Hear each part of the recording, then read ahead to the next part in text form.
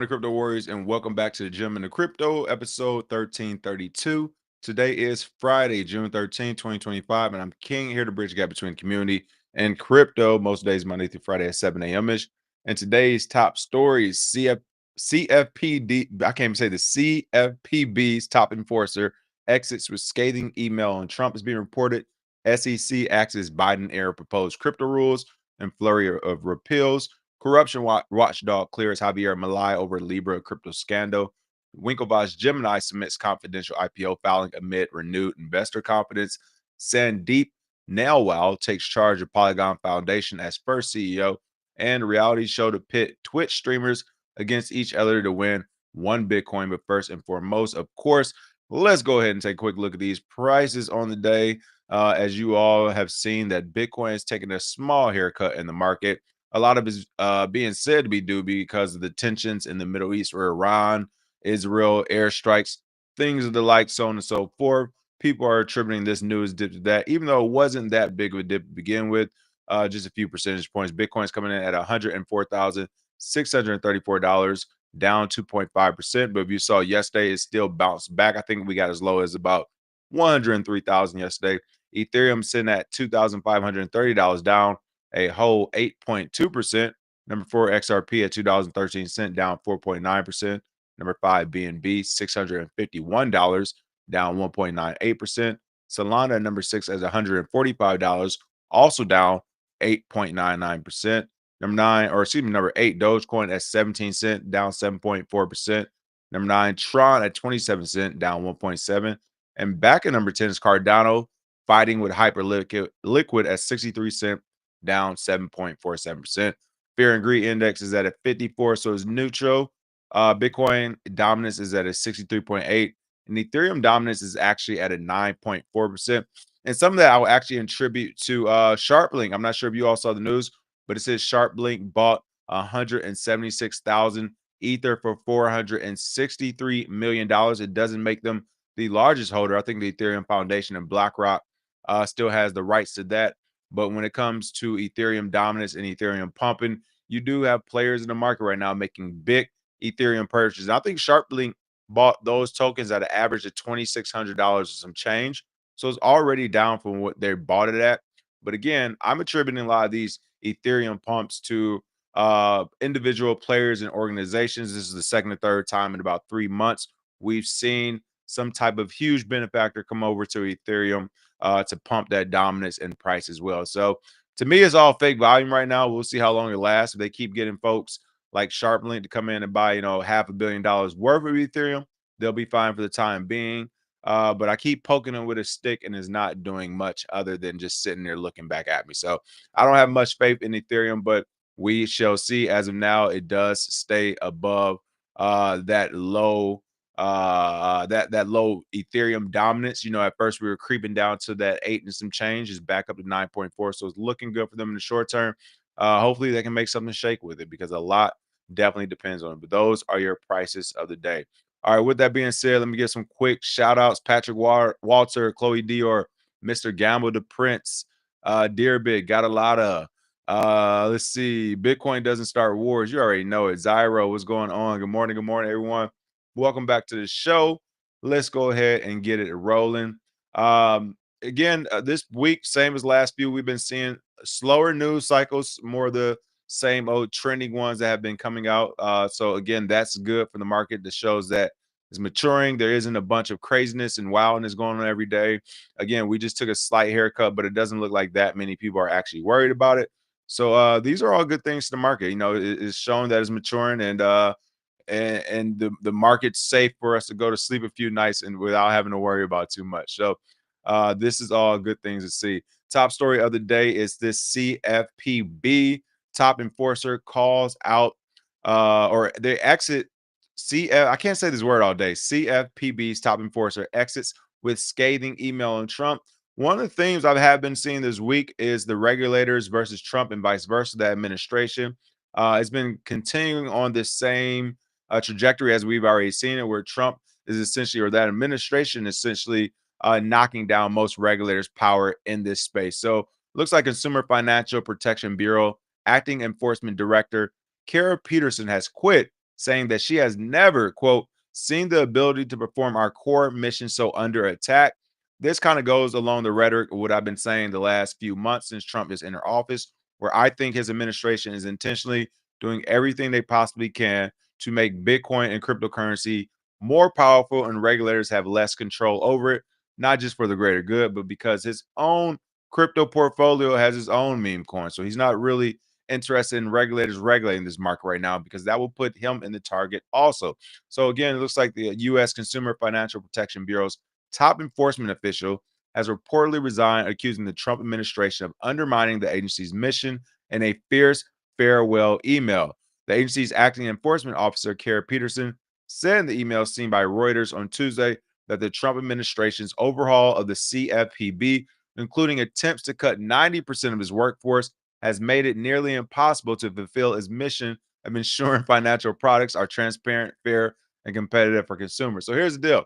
As I've always said many times, whenever they talk about protecting consumers, I don't believe them anyway. They have shown time and time again that they're not protecting consumers. We're even seeing right now the IRS is taxing crypto. But hey, if you were to lose it, there's literally no way to get that back, right? The IRS and government isn't doing anything to say, hey, here's money for your losses, here's money for the scams, here's capital for this or that. But they are taxing you for any dollar made, or not even made, any dollar or capital swapped or traded on in the crypto market. Quote, I have served under every director and acting director in the Bureau's history, and never before have I seen the ability to perform our core mission so under attack. Peterson's email read. I will also say, not sure how old Kara Peterson is, but if you served under every director and acting director of the Bureau's history, I would say it's still kind of new, huh? I would say there's nothing wrong with a little change in it. If this one person has been at this bureau for so long, that bureau cannot be that old. Do we really need another regulatory agency? I think Doge needs to be called on this one. Last quote: it has been devastating to see the bureau's enforcement function being dismantled through thoughtless reductions in staff and explicable dismissals of cases and terminations of negotiated settlements that let wrongdoers off the hook. That's right. I've said it once, I'll say it again. It has officially been a gangster party here in the United States. It is not about doing the right thing. It is about getting away with the wrong thing. So, yeah, I can understand if you're a person who has this moral compass, a proponent for good, and you're seeing what you deem to be, wrongdoers being let off the hook.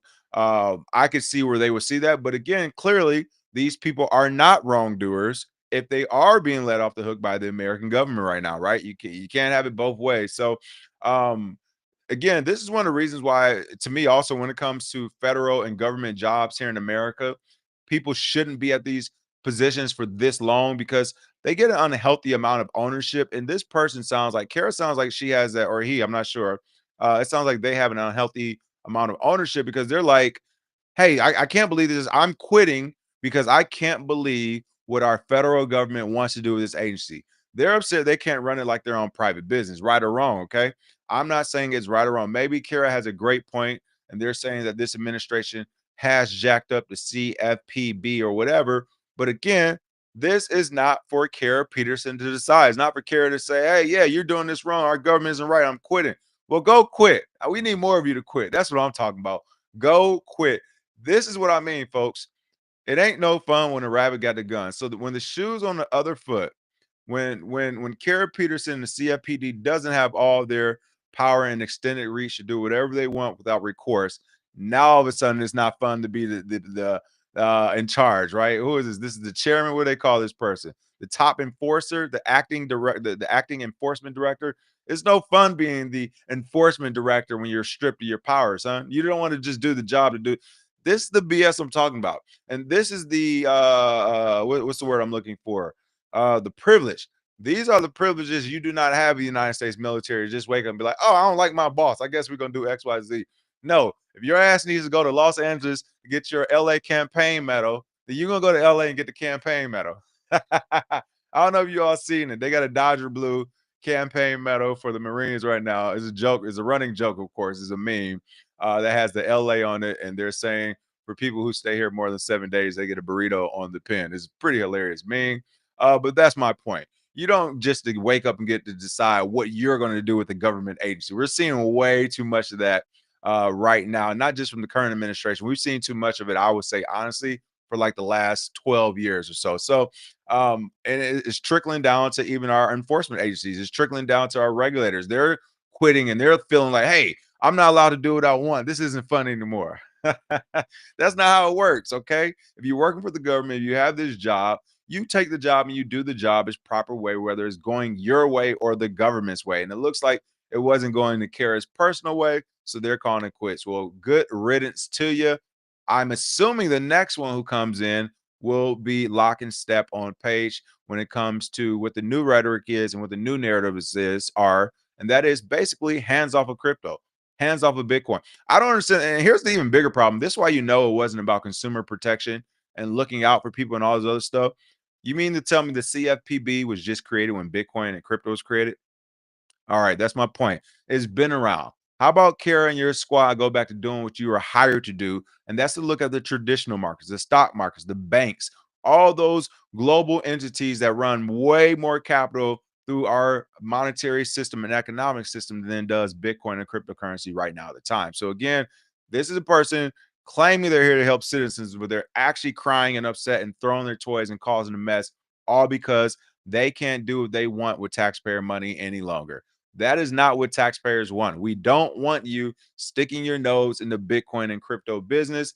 Good riddance. I'm glad you're gone. To me, it was treasonous to begin with. You weren't here for America. You had your own private serving interest, because if you were here for America, you wouldn't run the moment that the new boss comes in and say we're doing things different. Something else you learn in the military. If you have a bad boss, hang on tight for 2 to 3 years, because that's usually when they're going to rotate. You got 2 to 3 years before you get a brand new boss. So whatever suck you got to go through, however bad it is, yes, sir, yes, ma'am, get through it, do your job. It is no different right now with the president. You're talking about in the remaining 3 more years before we get an entirely different person, and people are losing their minds. Do your job for the next 3 years, okay? You'll get somebody else in. Maybe you like them, maybe you won't, but it will for sure be someone different. Oh man, shame, shame, shame, shame, shame. CFPB's top enforcer. Kara Peterson doesn't get their way, so they quit on America. That's what I'm talking about. Oh man, man, man. But these are the people, and this was crazy. Before Kara Peterson quit, you got to think about it this way. And this is why the way this works is so crazy.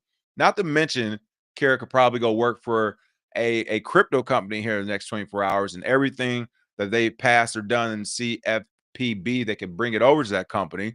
But also, this is a person to 24 hours prior to them quitting, they had this unilateral power from a regulatory perspective to do what they wanted to as a top enforcement officer. But since they couldn't do everything they wanted to, they said, enough's enough. I'm out of here.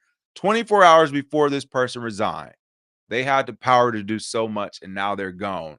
I am glad this person is gone. I'm glad the ones like them are gone, because you don't get to use these agencies as your own personal. What are we about to do with it today? It's absolutely insane. And another win for crypto. Let's go ahead and get that round of applause going. There we go. Listen, they fall. Hey, these agencies are falling by the wayside. I can't believe you took this long to quit.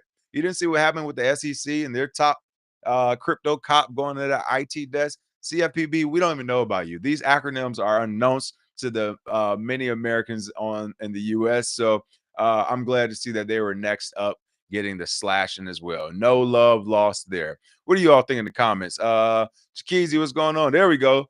BKDS187 said, embrace the suck, Sarah. You know what I'm talking about.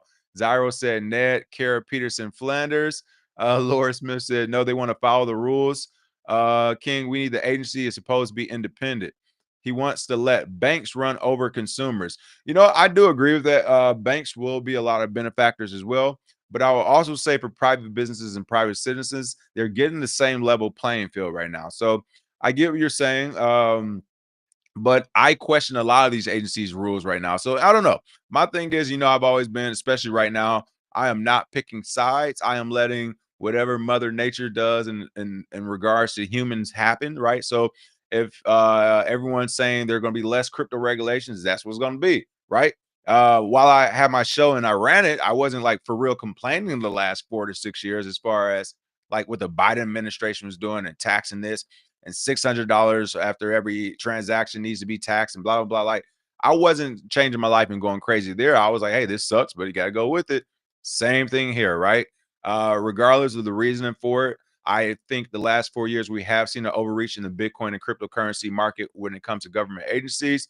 So, regardless if he's doing this to encourage banks to grow, encourage himself to grow, or just the overall market, doesn't matter to me. I am seeing parity for the first time. Well, I won't say for the first time in a long time here in this market. We're seeing this get evened out when it comes to how much regulators power that they have. We're seeing it being curtailed. I'm happy to see it. I hope it continues to see. I hope I continue to see it because again, while this may be good for the banks and everybody else, it's also good for you. You want to start your new crypto business tomorrow night? One less agency to make sure you have a made up license and a made up set of fines and compliance fees to abide by, right? You now have the freedom to just go and do that. So, right now, I am all for it. Let's go ahead and move forward. Let's see. SEC axes Biden era proposed crypto rules in a flurry proposed repeals, not even proposed, of actual repeals. Going along with the first story, again, this administration is curtailing regulators and their power in the crypto space. I'm excited about that. The SEC has withdrawn over a dozen rules the agency proposed under Joe Biden, including two crypto related rules targeting DeFi and digital asset custody. And again, I have to bring something up. This is why I bring up the crypto taxes. Right now, the SEC woke up.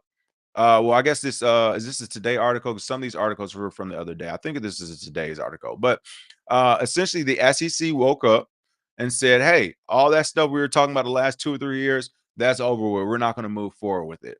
And while I'm excited and happy to see that, it is such a slippery slope because this goes to the taxation of crypto, the taxation of Bitcoin. What happens if and when they finally wake up and say, hey, we got that one wrong too. We're not going to tax it anymore, or we're going to tax it less. What happens to all the crypto and Bitcoin already collected? Does the government say, hey, you shouldn't have gave it to us? Oh, well, or did they give it back? I highly doubt they're going to be giving it back. And again, that is my problem when you talk about crypto and Bitcoin regulations in general. We are entering a phase where it's not too late to talk about this stuff, right? It is not, it's officially not too late to talk about regulations and the market. And we're seeing these conversations being shaped. But not only is it not too late, like this is when it should have been happening. But instead, we've had like the last 7 or 8 years of broken, half-hearted regulation where it really wasn't even there to regulate as much as it was to make money and tax the market. So now we have this weird phase where it's like, all right, we kind of try to regulate, now we're not, and now we're repealing stuff, and now we shouldn't have been doing it, but since we went down that road, now here's the fuzzy part. Here's the gray line. Here's the weird space. I don't know how, with full confidence, you can pay the IRS any type of crypto taxation or Bitcoin taxation when you're constantly seeing regulators come out and either repealing stuff, quitting, as we just saw, or saying, "Hey, everything we said the last few years, we're not doing any longer." Well, keep going agency to agency. I'm still waiting for them to get to the IRS and do the same thing. Okay. I thought the Trump administration has some real power. I thought they were some real bullies. Go to the IRS and do what you do. Okay. On a serious note, this is something that, we're starting to see more of throughout every agency. You're seeing the CFPB, their top enforcer quitting. I'm sure they had to do some things similar that they weren't comfortable with. But the SEC says we understand our job and we're going to move forward from what this administration wants. They've withdrawn over a dozen rules the agency proposed under Joe Biden, including two crypto-related rules targeting DeFi and digital asset custody. Right, so these were two big ones that actually got rolled back. And again, this is 3B16, where they have rolled back the qualified custodian and other unfinished Gensler rule proposals. You can see Coinbase as well tweeting about it. Also is saying here it does not intend to issue the final rules with respect to these proposals, and new rules will be proposed should this change in its stance and future regulatory action. So they're already saying, hey, we're changing stuff now, and we're going to instead offer new ones in the future. Among the 14 rules withdrawn by the SEC, Rule 3B16, which would have expanded the definition of exchange to include decentralized finance protocols and tighten crypto custody standards for investment advisors. So again, going back to that initial article, Laura Smith, you just mentioned like, hey, this is good for the banks, it's not good for us. I got to disagree because you look at this with the SEC, they're telling you in black and white right here, we are no longer going to try to make DeFi exchanges exchanges. This is a win for every retail investor out there in the crypto space. If this rule would have passed, they would have essentially tried to eliminate the DeFi market, try to put everything as a centralized head or have some type of CEO at the top of every project so they could tax it, they can arrest, they can subpoena, they can do whatever they want. And here you have it in black and white. The SEC is saying, hey, we are not including decentralized finance protocols. This is a win for the retail market as well as the last article. Like, these to me are wins for the retail market. Will banks and other things like that, may they take wins in these type of same rule makings and decisions? For sure. I mean, they have analysts and teams of decision makers that I'm sure are just as adaptable as the rest of us, right? Whether it's good, better, ugly, they're going to make sure they win. So I think they could still do well, banks, but these are for the mainstream retail market right here. Some of these rules, and not only that, I would say banks will actually suffer from this rule. Part of this attempt to make DeFi centralized wasn't just to curtail the volume and to tax it, but it was to it was to curtail the volume, not just to tax it. They wanted to give Wall Street a leg up. They wanted to give banks another chance at this. And one of the best ways to do it was to say, hey, we can get rid of the piece of a market right now that people are going to and make them go to a centralized exchange, which would inevitably probably make them go toward a bank instead because these exchanges are new. But instead, they say, hey, no worries. We're going to keep DeFi alive. This is a big win for the crypto market right now. Big win, big win, big win. The amendment defines certain terms using the definition of exchange to include systems that offer the use of non-firm trading interests and communication protocols to bring together buyers and sellers of securities. This communication protocol scares me because essentially they're trying to say, hey, any type of code, right? If you have code, then this could be established as a type of bank or an exchange system or whatever. That's crazy because, of course, you can't, put this title on code on like if I can write something on a sheet of paper and it pops up in our real world, that's all that's happening on the internet. People are writing things online via code and they're popping up on the screen. So you can't all of a sudden overnight say, yeah, that's all of a sudden bank now. That's an exchange. I'm glad that this rule or they've repealed that rule as well. And it was one other one as well. They did the alternative trading systems. Oh, a proposed rule in 2023, which would have up custody requirements for crypto as well. The proposed safeguarding advisory client assets rule would have expanded existing custody rules under the Investment Advisors Act of 1940. It was broadly framed to apply to all client assets, but was particularly significant for crypto as it aimed to bring digital assets more explicitly under SEC custody requirements. Investment firms would be required to hold all client assets, including crypto, with a qualified custodian, which typically meant regulated banks or broker dealers. So again, shifting, especially when you're talking about wallets. You remember they wanted to make it so that you couldn't have your own quote unquote unique wallet. They wanted you to have a centralized wallet through one of these exchanges.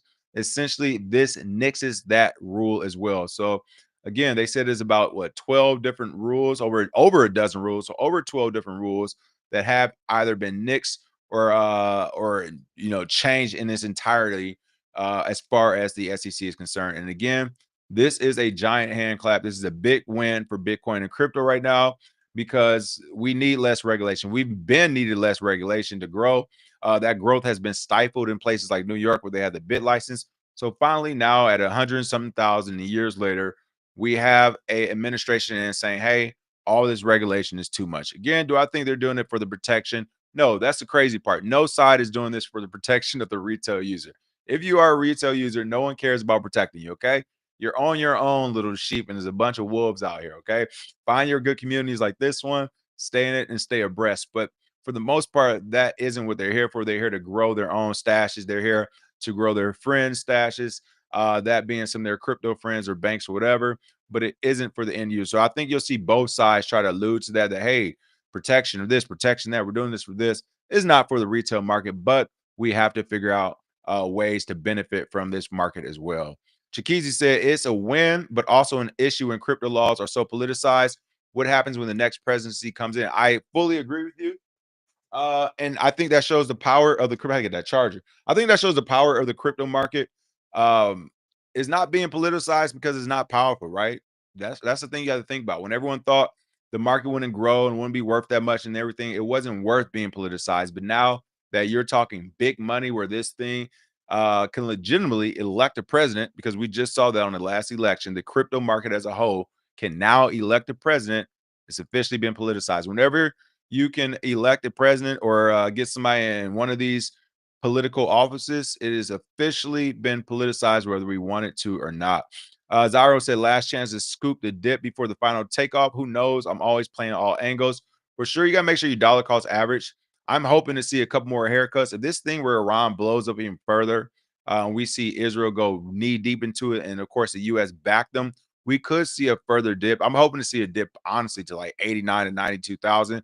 Could be wishful thinking right now, but it is not out of the realm of possibility for sure. All right. Argentina is in the news. Argentina, corruption watchdog clears Javier Milei over Libra crypto scandal. That is right. I mean, I didn't expect much from a country who house some of the world's biggest criminals, right? I'm talking in the 40s and 50s, if you know what I mean. Argentina. Didn't they say Hitler was down there raising babies at one point? I don't know. But Argentina's corruption watchdog, funny joking in itself, has cleared President Javier Milei of wrongdoing over the Libra scandal, saying the post was made while acting in a personal capacity. Now, I haven't read this article. I'm just going to summarize it really quick. I can already assume what it's going to say. If you remember, Javier Milei, the president of Argentina, essentially did a pump and dump, a rug pull on some BS Libra coin, where he was promoting it, talking about it, selling it. The bags were sold, and then all of a sudden, people lost all their money in the country. Well, it looks like the top watchdog, the top regulator in the country is also saying, hey, the president didn't do anything wrong. He made this tweet or these posts in his personal capacity. Can you believe that? The president gets time off. The president is only the president from 9 to 5. He said at 6:30, man, don't be calling me up with the world problems. I'm in my own personal capacity and I'm trading crypto. Shout out to Argentina for being who they truly are. You got to love it. Argentine President Javier Milei did not breach any of his presidential duties when he promoted the Libra meme coin, the country's anti-corruption office said in a recent decision. And this is what I mean, folks. Like it if you are a Ned Flanders, if you're Ned Flanders, I just can't like you're the same person who during civil rights, like before civil rights, was like, yeah, why can't they have yeah, they should have their own water fountain. They should sit in the back of the bus. They should we should have these restrictions to people because how on earth do you expect your population to trust the government or to trust the laws and everything else and the agencies within the government if you are literally letting crime happen from the top person in the government? You let the president pump and dump your entire country with no repercussions, and you expect your country to continue to follow laws. At this point, which is why I always say gang, gang, in my gang, gang. Chef, shout out to him. At this point, the only reason to listen to most of these country leaders and most of these country laws is because they are legitimately the biggest gang you're going to come across in that country. For the entire what was this? The corruption watchdog to say that, hey, this guy did this in his free time while he's the president of the country, like that is so egregious. That's such a slap in the face. I would rather them just come out and say, hey, we running a play right now. He the leader of our gang, and there's nothing we gonna do about it. We're not gonna stop it. It is what it is. I'd rather them just say, like, mind your own business, citizens. He did what he did, and he gonna do what he gonna do. At least then we could understand it and say, okay, they're not playing mind games with us. Like, this is just a gangster being a gangster. There's nothing more to understand, right?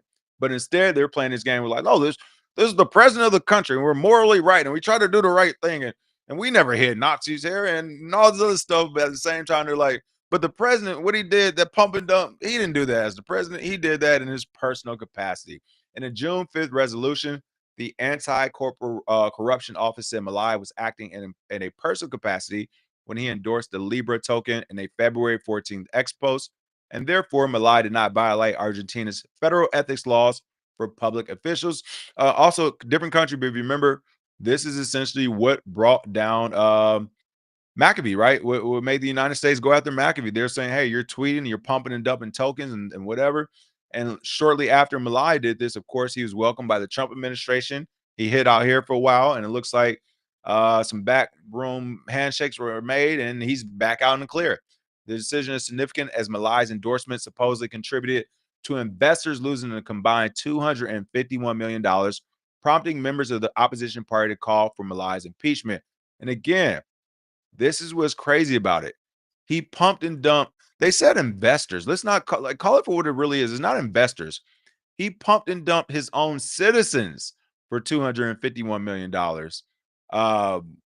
And he's just acting like nothing's wrong, as well as the government as well. So the watchdog, the anti-corruption officer, said no public resources were used in the incident and that Malai has shared his opinions on X since 2015, around 8 years before he became president. Although the account sometimes references public policies or decisions from his administration, it does so in a non-institutional manner, functioning as a platform for political and personal expression.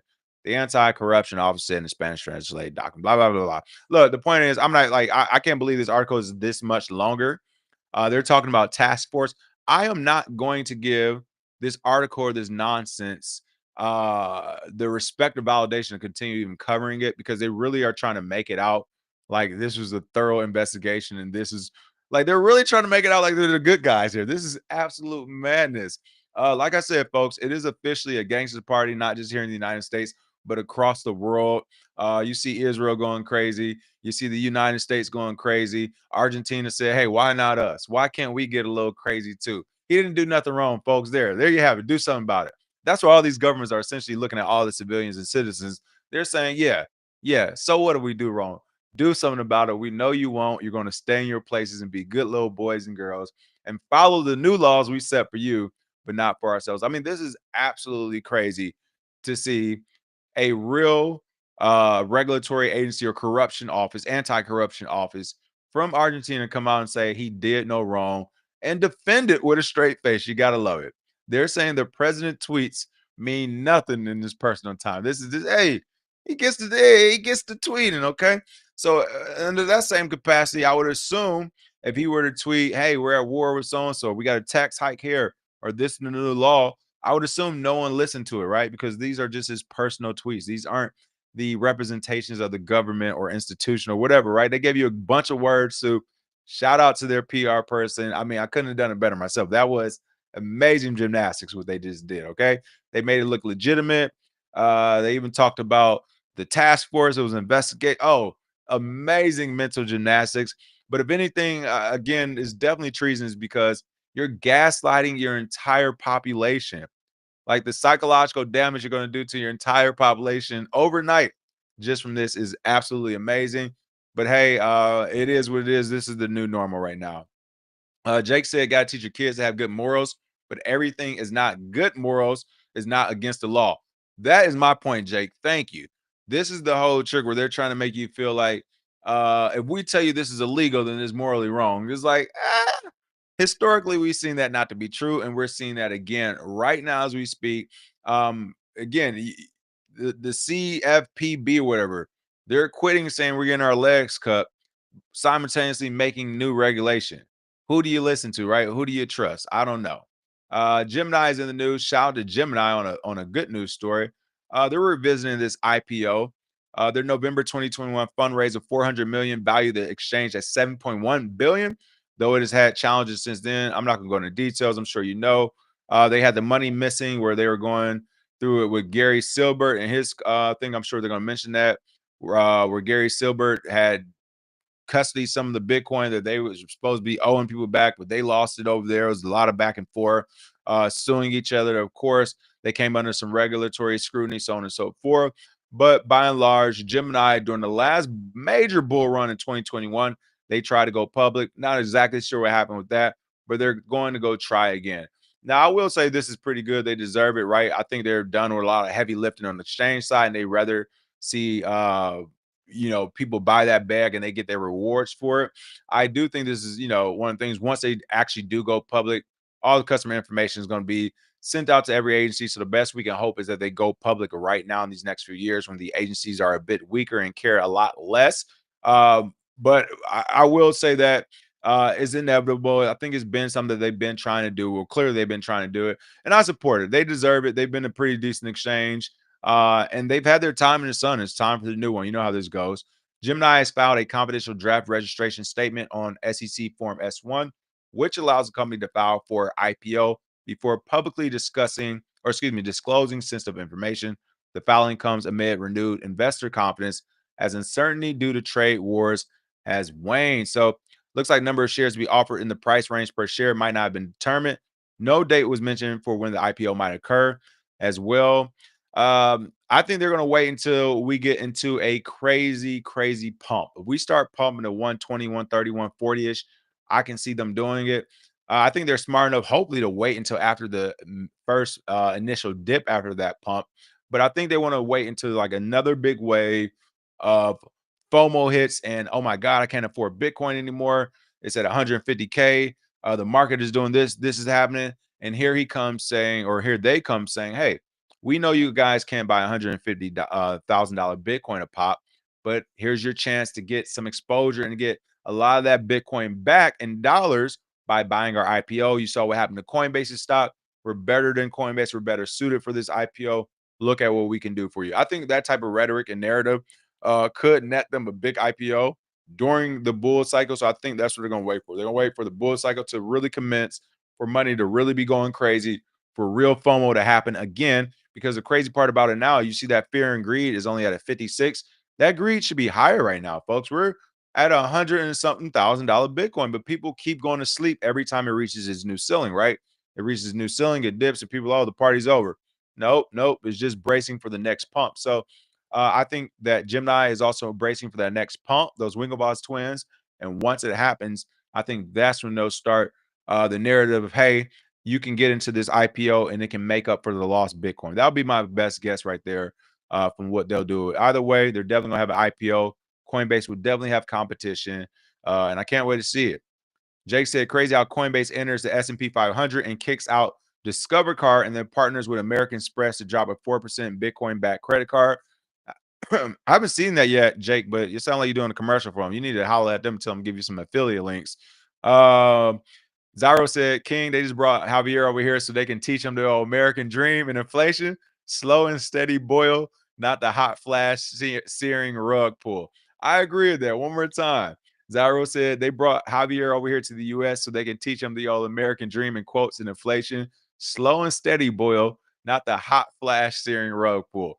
I agree. He probably did come to the United States on that trip when he came after the incident. And I agree that Trump advisors sat down and be like, my boy, you doing this all wrong. This is not how you scam your citizens and your population. This is how you do it legally. All right. You put a task force. How many times have I keep telling y'all about these task forces? I'm like, these task forces are BS. You put a task force together, you had them investigate you. Well, he's like, well, investigate me. I'm gonna be in trouble. You're like, no, no, no. Maybe they investigate, maybe they don't. Who knows? The people you picked as a task force, right? They investigate you, they find no wrongdoing. You release it, the US backs you. People forget in 2 or 3 months, rinse, wash, and repeat. There you go. Let's see. Justin Form, you said this isn't the first time an entire city in Argentina got scammed by the exchange Rainbow X. Woo, I did not see that as well. How do I see the market flowing in the next 12 months? Any price prediction for Bitcoin? Yeah, I'm still under. I mean, the summer is still early. The summer is still early. I think by August we'll get some more pumps. I still believe in the next 12 months we can hit 130, 135, 140. And then we'll take the dip. And when that happens, I'm not sure what will happen next. I think it'll be a good time to kind of reassess and revalue, relook at everything at a time. Also, who knows what's going to be going on with real world events? Every week, we're seeing something crazy happening around the world, including the United States. So that makes it very difficult to predict the next 12 months. I will say this, though. Bitcoin code is going to be Bitcoin code is still going to be strong. And I mean, whether the price is pumping or not, the value will continue to pump there as well. So when people wake up to that value, you'll see that price reflected also. So I think the next 12 months, regardless of the price point, is going to be good for Bitcoin and crypto.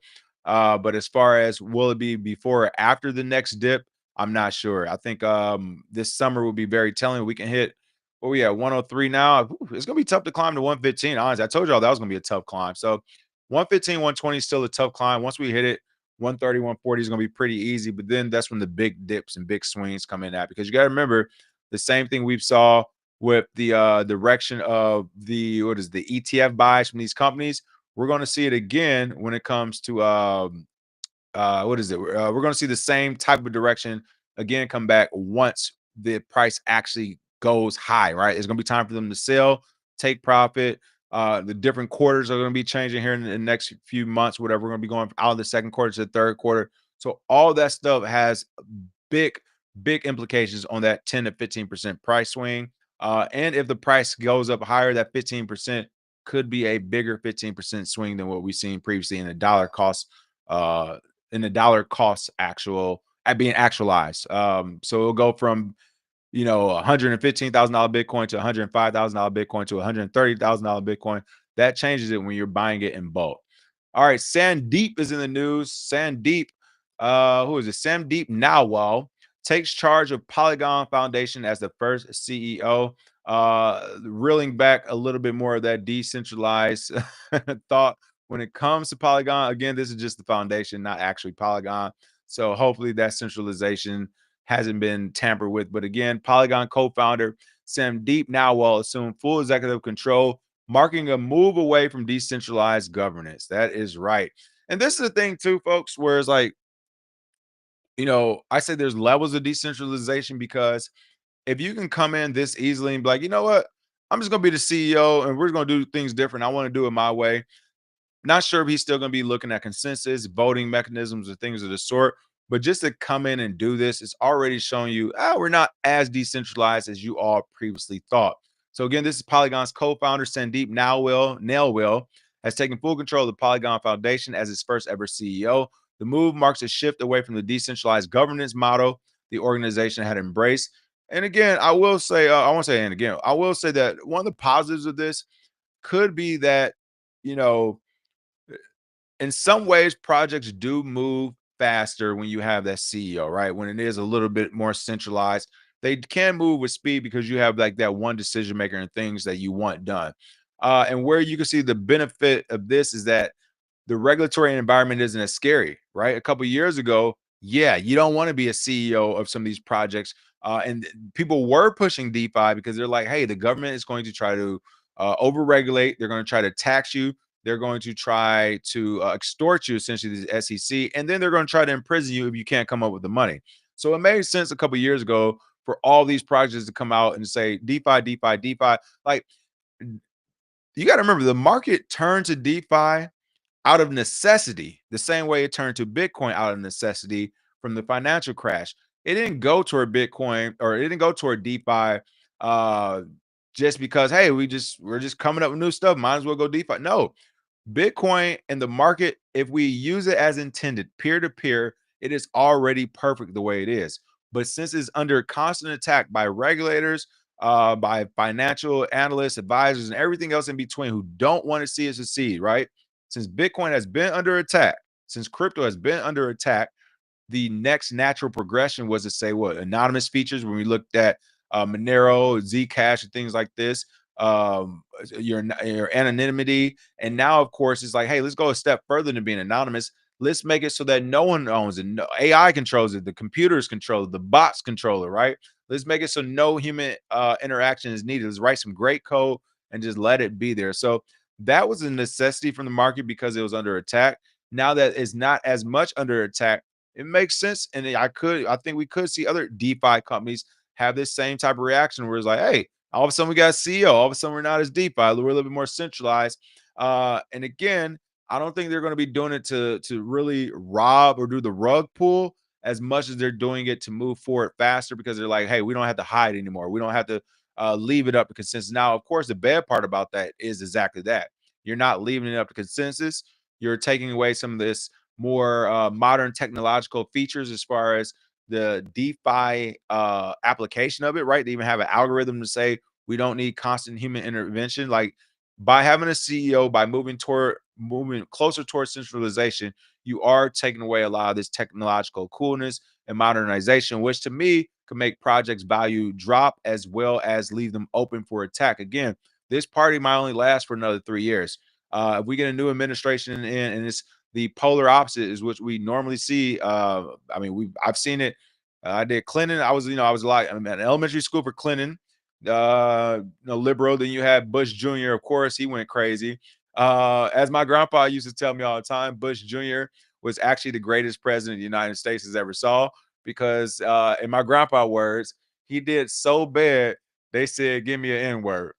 And then you had a Barack Obama again, polar opposite of George Bush. And I want to remind you all, if you remember when George Bush Jr. was on his way out and Barack was coming in, this was like a Biden Trump thing. It was like, oh, don't touch George Bush Jr., right? You know, he's like technically most of the world sees him as a war criminal. We just don't acknowledge it. We're doing the whole, are we doing the Argentina thing with him? We're doing the Argentina anti-corruption. Like, what war criminal? I mean, he thought they had weapons of mass destruction. So what that they didn't? So what that we kidnapped their leader and eventually killed him and stole gold and did all this other heinous stuff. So what? We thought they had weapons of mass destruction, right? Our anti-corruption committee has cleared us. The rest of the world doesn't, but we have, right? So you got a polar opposite from George Bush Jr., warmonger, and everything else to Barack Obama. And then boom, same thing happened to Barack Obama. You got the polar opposite with Trump the first time. You get the polar opposite with Biden. And then you got the polar opposite again back with Trump. So this is normally how American politics happen because, again, they're the same wings of the same, or excuse me, they're different wings of the same bird, right? They're all connected to the same American government and shadow group of people who run all of us and tell us what to do. Uh, so I say all that to say that as it gets closer to decentralization, it may seem like a good thing right now, but as soon as this thing flips again and we get the polar opposite of this administration, they're going to come in and go after everything that is in middle ground, everything that isn't fully DeFi, decentralized. They're going to say, hey, you know the rules, you know the game. We got to protect American citizens, and we're coming after you. So, longevity, I don't think this is a great thing. Maybe he's looking to do his final uh, sell off, right? Get as much capital as he can in this space, pump it up as much as he can, sell as many bags as he can. Long term, I don't see it being good, but I don't know. We'll see what's going on in the short. The foundation, which oversees Polygon Labs and other arms of the ecosystem, will now operate under Nell Well's leadership as it attempts to refocus amid mounting competition in the layer 2 space. The project said in an announcement shared with Cointelegraph. There you go. So I didn't read this article, but essentially that's what I'm saying. Like refocus and mounting competition. So again, I get it. If you have a CEO, if you have a, if you're centralized and you have a CEO, you can move further faster, especially if this is the founder. So I'm sure he's seeing things that in many of the active participants aren't seeing that are in the ecosystem, right? He's like, I know, guys, I know we want to vote on everything. I know I want to ask you, but like, I got 4 more ideas I can't readily deploy because I got to wait on you all to tell me this and this, that, and the other. Like, this will happen a lot faster, and I can take this a step further. Now, on the flip side, you could mess it up too. Think you're the smartest person in the room, not consulting anybody else, and make a big mistake when it comes to Polygon as well. He could make a huge mistake also. So there are 2 sides of that, but this is the decision they made. This is the decision they're going with. And again, it shows you they're not as decentralized as we once thought. At our beginnings, Polygon was all about bold execution and big goals. During 2021 and 2023, we made a real effort to institutionalize the project by onboarding some amazing people as co-founders, set up a board, and had a period of intense tech research and exploration. And I agree with that. I fully agree. To be fair, I get what they're saying. That's almost like right now, if I come on tomorrow and I'm like, hey, this show's sponsored by Coinbase or something. You're like, whoa, what's going on? I'm like, look, I've tried to educate. I've tried to bring people to Bitcoin, stay away from the shit coin, so on and so forth. Like, the market is what it's going to be, and it's time to move forward faster. By the way, I got some surprises for you all. Slowly but surely, I got some stuff built up, some fun stuff already.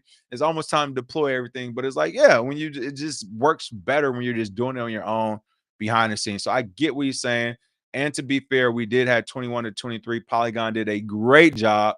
Of course, one of the highlights of the masterclass. So I won't down them for that. I get where he's coming from, but like I said, it's such a slippery slope.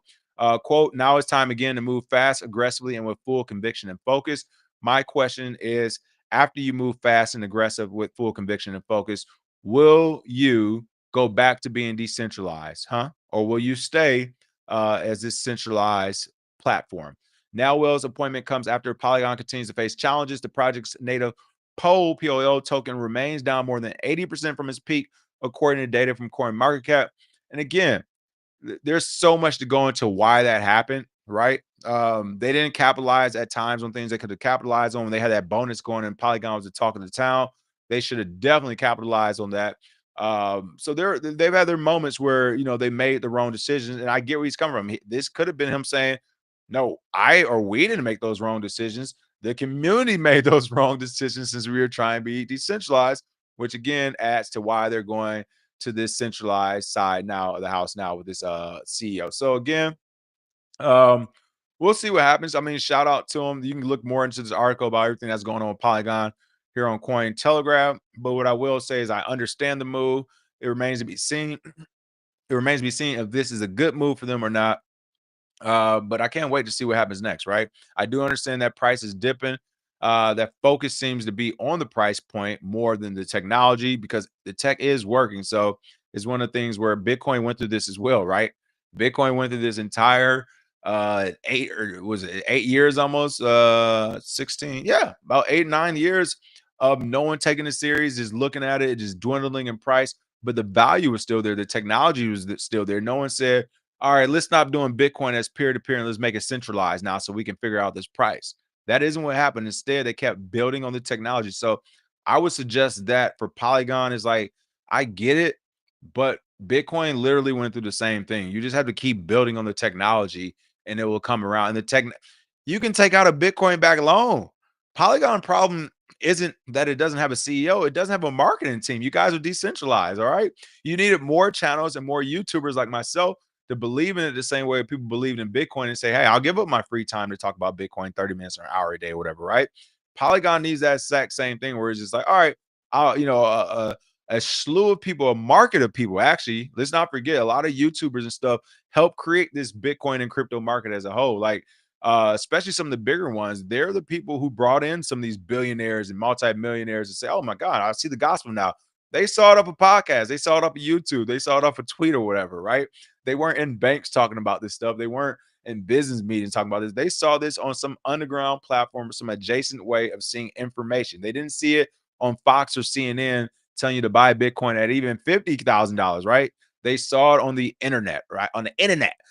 So I say all that to say, like, yeah, they could. I think they have a marketing problem, right? The technology works, it's good tech.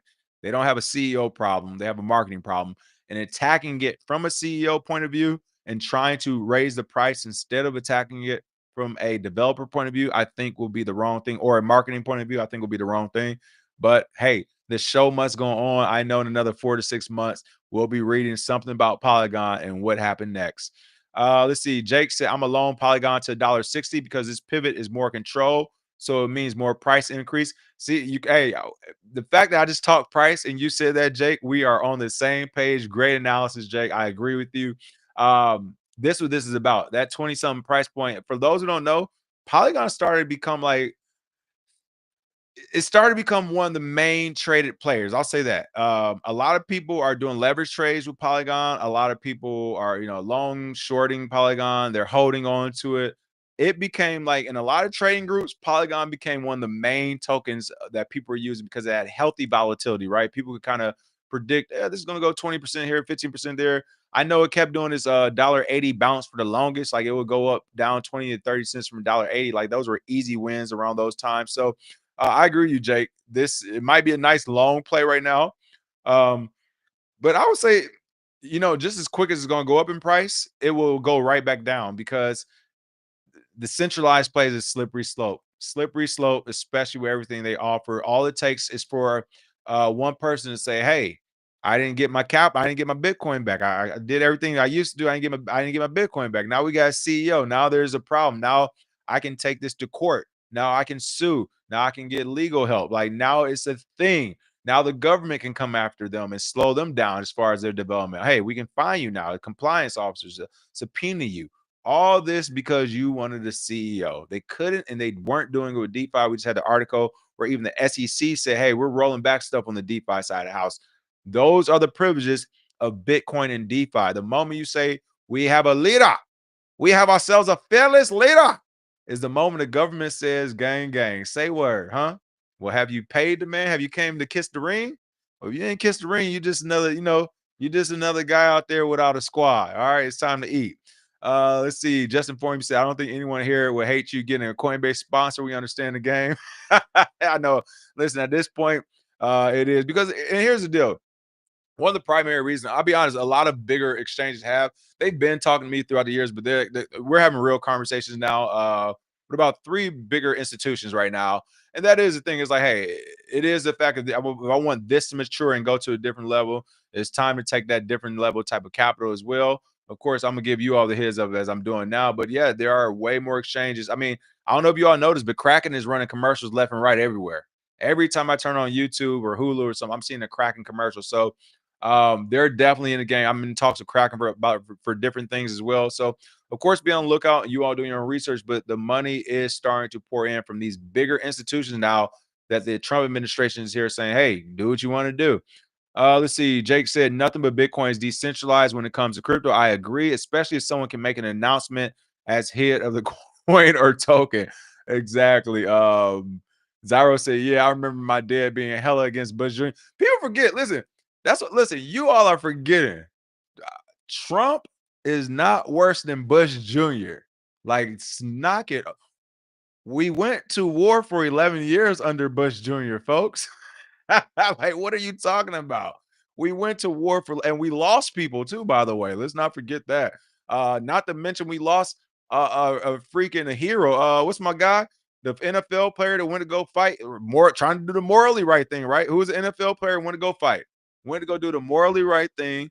Friendly fire killed him. They lied to his family about it, and it had to come out through other ways than the American government coming out and say, that's all Bush Jr., man. It don't get no worse than that to me, but whatever. The other guy says mean things. I get it, but whatever. Let's get back to crypto. Matic hasn't moved in years. He's just pivoting. I agree. Let's see. Stay away from Coinbase and their credit card. I would agree with that as well. When we hit 30K, 130K, sell your ops and swap into Bitcoin dips. I mean, yeah, if you want to, yeah, for sure. If you want to short it, nerd up. Yes, I put it in here right now. Let's see. Yes. Oh, you dropped this article in Discord before we jumped on Jake Fever. Appreciate that. Definitely appreciate that. Let me actually get that right now to put in the chat.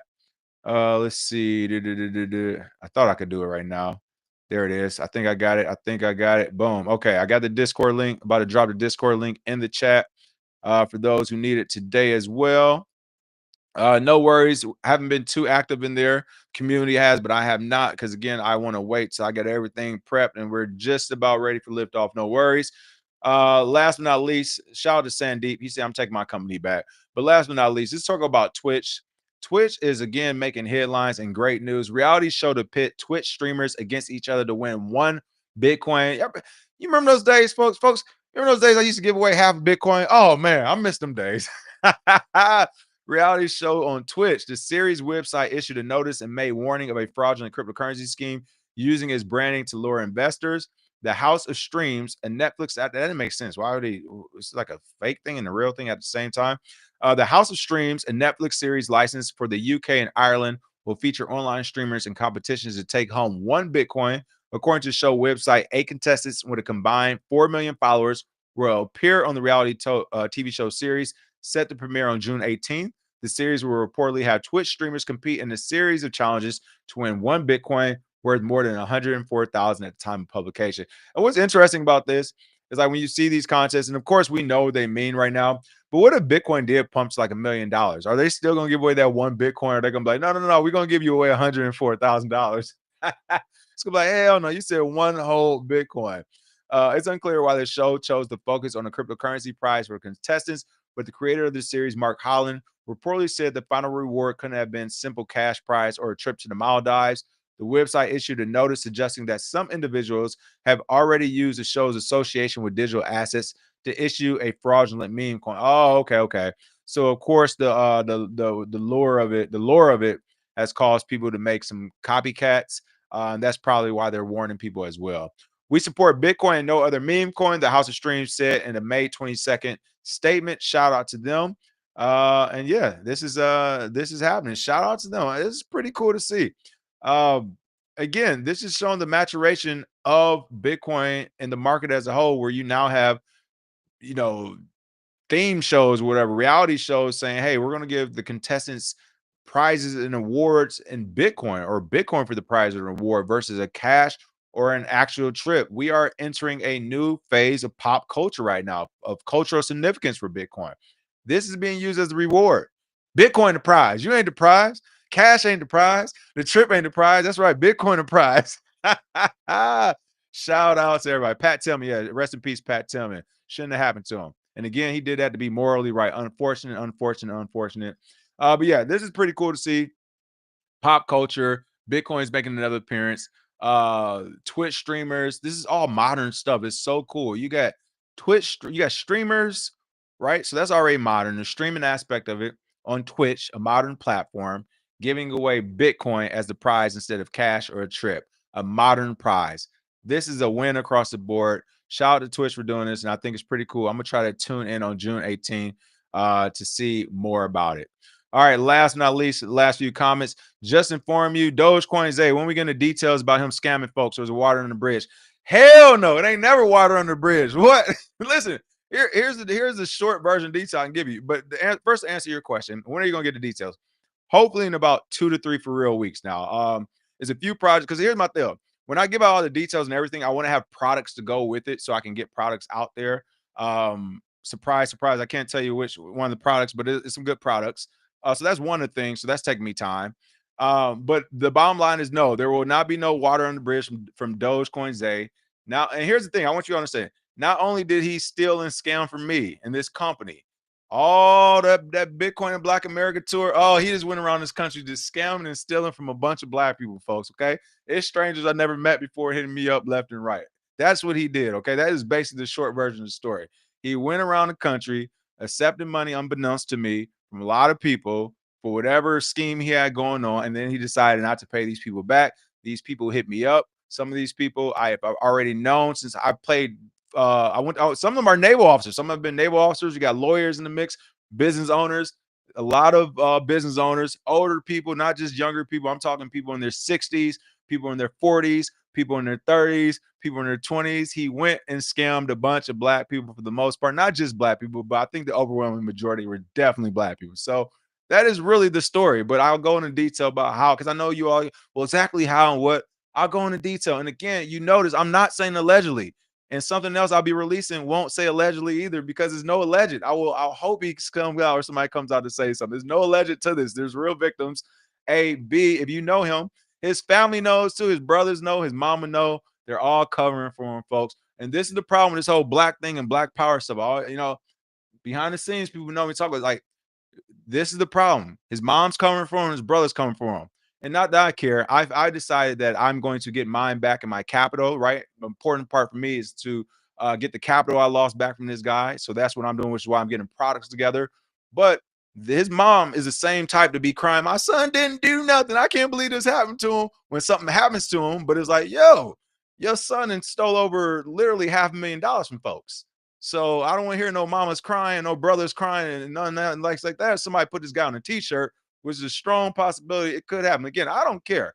I'm focused on the professional side of the house. And I'll even throw a Mr. Wonderful thing in a Kevin O'Leary. What he said about Sam Bankman Free, SBF. You know what? If I had a big crypto company right now, I would actually hire Zay again. Wouldn't put him around no more money, right? No money is around Bitcoin Zay, no money around Dogecoin Zay. But we'll put him somewhere in some little office with no stapler in the basement, and we'll make him keep doing the work. Okay. But here's the deal, folks. We had the master class here. I offered, I mean, clearly you remember there were classes. You saw the difference when I was instructing classes. That'll be 30 minutes an hour. And when Zay would come on for 10 minutes once every blue moon. Look at Zay's Twitter profile. He said he wanted to be a Bitcoin and crypto teacher last time I checked, right? He wanted, we had classes for him to teach. We had the capital for him to teach. Dogecoin Zay wanted to scam. Okay. He wanted to be a scammer. He's scamming. His family's in on it with him. He's scamming. Yeah, I know he was in Mississippi too. He was in Mississippi as well, scamming as well. I know he in Mississippi. He all over the country scamming people. That's what I'm trying to tell you. It's not funny, but it's just one of those things where in order for me to continue my growth as a professional man in this world, I can do nothing but laugh and look at the professional ways to recoup my losses, and not just my losses, but a lot of other people who lost as well. That's kind of the thing I've been trying to figure out in the background. It was like, it's not my responsibility or my fault. But again, some of these people I am cool with, and I would love for it to be a way for everyone to kind of still not take as much significant losses from this person. It's just a stain on all the work that I've done in this space personally, that we both had done in this space. So yes, you will get more details soon. There will be more weeks. I won't lie. It had taken me a long time to process it too, because it's just like, Oh, folks, you want to know why this company and this channel and all this stuff, we don't have all the capital. He's been stealing money, people. It's that simple. He's been stealing a ton of money. Okay. I'm not talking about little money. I'm talking six figures, folks. Okay. Six figures. Yeah. You about to have me going on a rant right now. So it's going to come when it comes. It won't be no water on the bridge. But yes, it's Shanti. Exactly. I'm going to end on this. It's a part of the game. That's why I smile. I've been a boss. If you know me, I've been a boss since I was J high. This comes with being a boss. People, you got to take losses. People you trust, they're gonna do you wrong. This is a part of the game. I don't cry and complain. I smile and I laugh because most of these people, including him, know. Really? You think you're gonna do me like that? And we're just gonna be moving across wherever? Of course not. That's why Zay's been hiding, folks. Okay, we're gonna leave it there. More to talk about it. Okay. Yeah, BK Crypto. That's the biggest thing. What a waste of talent. Um, Bitcoin Shango. So you won't be getting that Bitcoin in Black America Volume 2 book. We'll see. I'll say that. We'll see. We shall see on that. A lot of stuff coming out. A lot of stuff, but like I said, that is the short version, folks. I'm not lying. I'm not saying allegedly. His mama in on it, his brothers in on it, they all in on it. They were scamming a bunch of black people all throughout America. There's a ton of victims. Some I know. Some of his victims are his own family members. Some of the people he went to middle school and high school with, like longtime friends, real victims, real people with real businesses. Some are, like I said, from lawyers to naval officers to other military officers, to people who work with kids to educators. You name it, he scammed them. Okay. So, like I said, there's no legend on that. That's the show for today. Let me get back in the lab because I do have to get back to make some products. I got some fun stuff for this channel. I'm going to keep trying my best to blow this thing up. I like talking about crypto, so it's not even a big deal to me. Not only that, to be honest and to be real, like I didn't or haven't got the Bitcoin B tattoo yet. I haven't made that much. I'm almost there, but I've definitely made, I've done well enough in this market to I do not mind talking about Bitcoin and crypto every day. I get it. People are like, we don't see this and that. And then the mansion's like, I've been in LA the last 8 years almost. It did that. A lot of people had to leave LA during COVID and all these different times. I've been here and I haven't been tripping. So shout out to Bitcoin. I believe in it. The movement will not stop because there are scammers in this space and it gives the entire market a bad name. The movement won't stop. Bitcoin as a technology works. It's used. I use it. I like it. And I'm still here. Smash that like and share. And I'll see you all next week with some more news. Cheers. Hey, oh, Lamar. Hey, listen. Hey, don't get me started. They two peas in the same pot. All right.